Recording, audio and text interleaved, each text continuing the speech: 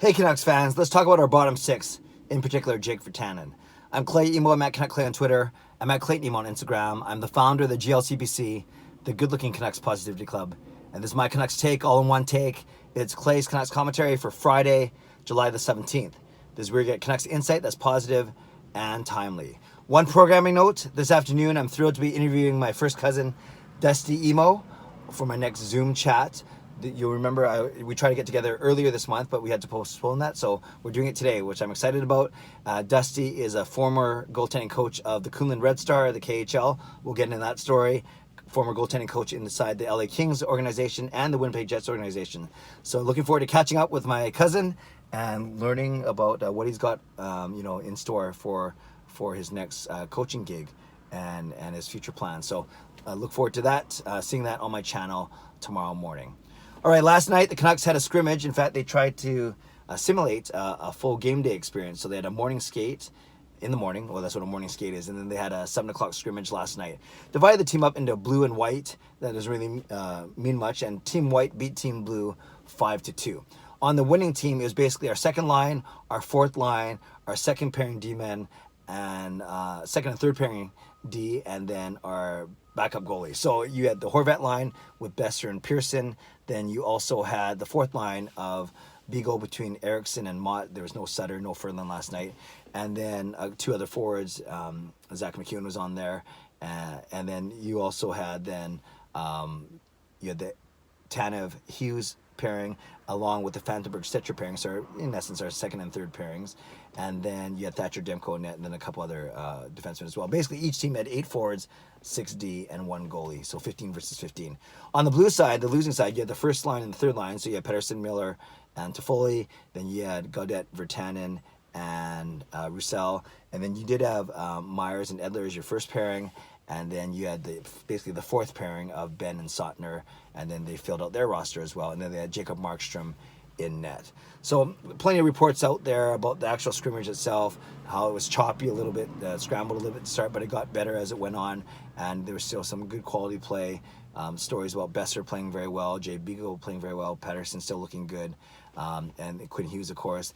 And then, you look at the goal scorers, you had Pettersson and Horvat, guys you'd expect to score, but you had goal scorers like Tanev, McEwen, Tyler Gravac, Jalen Chatfield, so it's good to see guys like that get on the score sheet as well.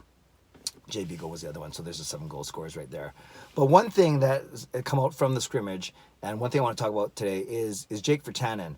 And we don't want to get too worked up over one scrimmage, but I've heard that throughout the 3 days of camp, he hasn't looked great. Then he didn't look good at the scrimmage either. So, you start to, and this has nothing to do with his off-ice things, right? Filming himself while driving or going to celebrities nightclub, right? That we've talked about that already. We're just talking about on ice now. And you got to wonder if he's going to have any type of role in the play-in and playoffs.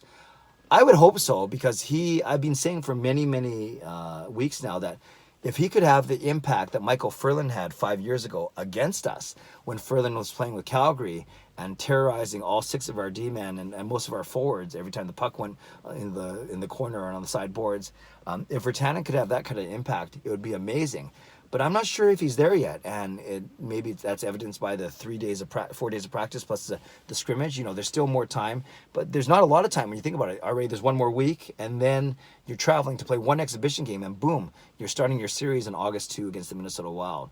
So even before this training camp week started, as much as I like Jake Virtanen, and you guys know that I do like him a lot, I was already worried that his line was, in essence, going to become the de facto fourth line. So hear me out here. With Virtanen, Gaudette, and Roussel, let's presume that they stay together. So Virtanen, Gaudette, Roussel, and then a fourth line, let's say he's back, but it would be basically Beagle, Mott, and then one of Sutter or Eriksson, Sutter if he's healthy, right? So Beagle, Mott, and Sutter, let's just use as an example, with Eriksson could fill in as he did last night.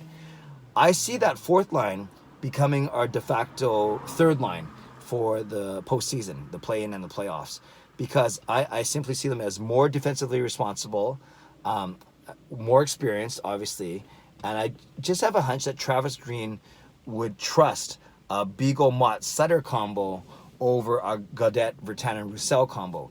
And he would trust them more in their own zone, of course. He would trust them to take a big face-off because you have both Beagle and Sutter on that line. and I would trust. I think he would trust them more to play defensively and shut down the Minnesota Wild, say one of their two scoring lines. Now I get that you're not asking Virtanen, Gaudette, and Roussel to be checkers. You want them to be more of an offensive scoring line, but you still, by virtue of them being the third line or the fourth, and not being the Pettersson line or the Horvat line, they're not asking them to score a lot, though. They are asking them to be defensively responsible. So I guess it's almost like a catch-22 is you don't expect them to be a true shutdown line, but you do expect them to do it well enough. But then if you want them to provide a bit of offense and secondary scoring, will that come at the expense of playing good defense? So you see what I mean there? And I just have a gut feeling that Travis Green is going to trust a Beagle, Sutter, Mott combo over Virtanen, Gaudette, Roussel combo. And then I see that, I anticipate seeing that in the time on ice too. Like, not counting penalty killing, which I'll get to in a second.